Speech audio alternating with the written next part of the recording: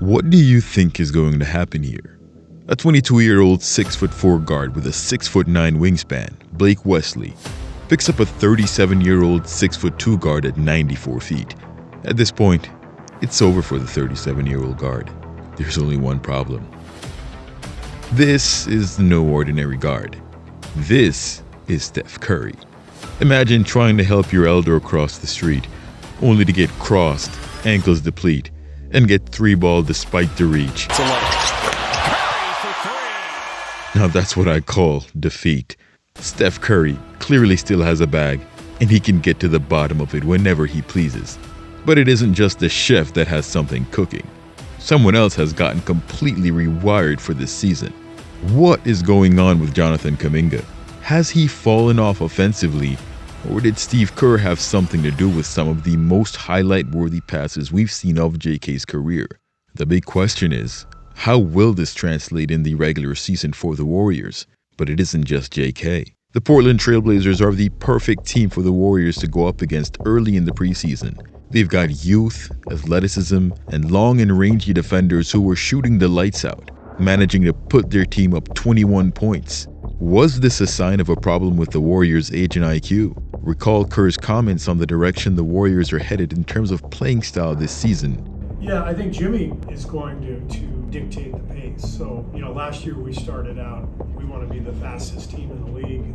With Jimmy, we're not going to be that team. We're going to play at a good pace, but Jimmy controls the game. Things looked a bit worrying. What happened next was pure insanity. Now get ready. You're about to get switched. The Warriors' matchup against the Blazers was very interesting. The first thing we noticed is that Steve Kerr inserted Al Horford into the Warriors' starting lineup as the Warriors' starting center and moved Moses Moody to the 2. This left Pods as the odd man out, which is actually a crazy development on both counts. I also love starting Brandon.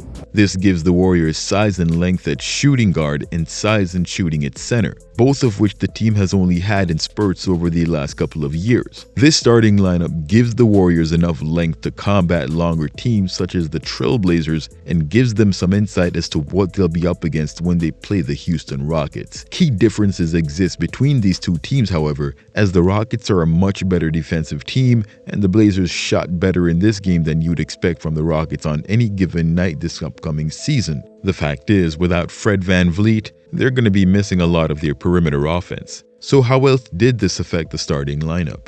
Draymond starting at the 4 instead of the 5 with a competent big man means he can play more minutes. Jonathan Kuminga doesn't sub in for Draymond until the 4-minute mark. Pods came in at the same time to relieve Steph Curry. An interesting nod to the shifting dynamic where your primary scoring comes from your point guard while your playmaking comes from your forward, which then switches to your forward being the primary scorer and your guard being the playmaker. But wait, that's not what happened. For his second game in a row, Jonathan Kuminga has been doing things a bit differently. If you recall, a couple of months ago, I made a video detailing what Jonathan Kuminga would have to do to get minutes on the floor. I'll have that link posted in the top right of your screen so you can go check that out. So what we have is that exact same scenario playing out in real time. Instead of getting his own buckets, JK has become the Warriors' second unit playmaker. This is what Steve Kerr has been asking him to do. And while the assist stats don't show it, he generated a number of clean looks for his teammates. Again, these are not just drive and kick or dead passes. They are real-time read and react passes and transition passes combined with drive and kick to open shooters, finding Podziemski wide open. Here he finds Steph Curry wide open.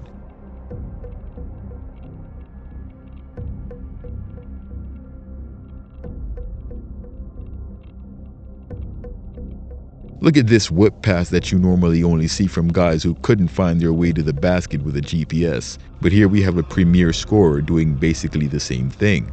But herein lies the problem with Pods and this new version of JK. Brandon is not a shot creator. He cannot create his own shot, and he's not exactly a playmaking point guard. Whenever he tries to go to the basket, he gets tied up. He's also not good enough of a shooter for JK to be this committed of a playmaker. Now don't get me wrong, there will be games where Pods gets hot from distance, but outside of those games, Steve Kerr is going to have to give Jonathan Kuminga the green light to attack at will. He's the only capable playmaker on the second unit. However, Pods and GP2 will have to become more reliable offensively if that second unit is to work.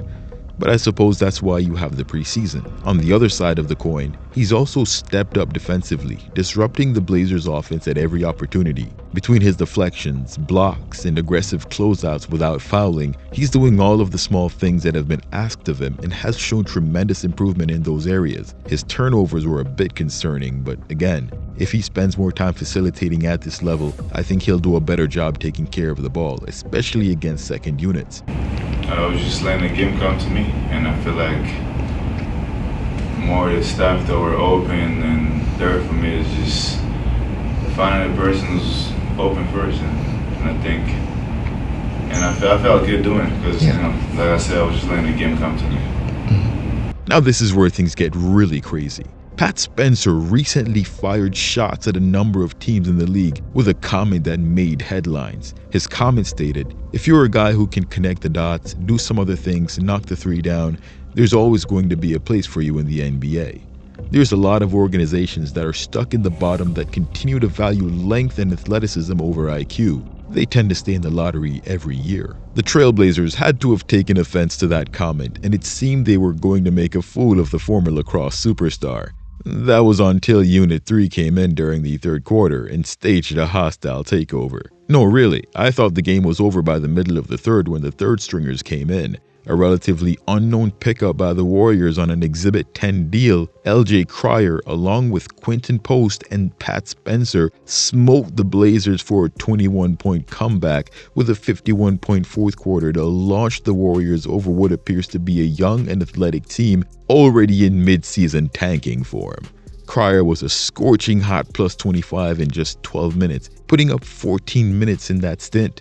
With the game on the line, you could tell Cryer was in his element. As a former college player who's won an NCAA national championship as a freshman with Baylor and appeared in another championship game with the Houston Cougars as a senior, he was more than ready for the big moment and hit shots when they mattered. Although he's small at only 6'1", the Warriors might like to keep him around on a two-way contract. And while he started out slow, Quinton Post found his confidence later on in the game. After a nice post-up defensive possession against Yang Hansen, who fouled out after scoring just 4 points, Post hit a three at the other end of the floor and never lost his rhythm after that. He finished with 20 points while hitting 44% or 4 of 9 from distance. Now, while this was against third stringers, it's important that he gets the reps in to play with confidence as his shots were coming up short beforehand. There's also a lot of promise in Will Richard, who might get some minutes in the second unit in place of GP2. He can give you similar defensive intensity, a young body to absorb minutes, and an excellent free throw shooter. Don't be surprised if his shooting develops further while he's on the team.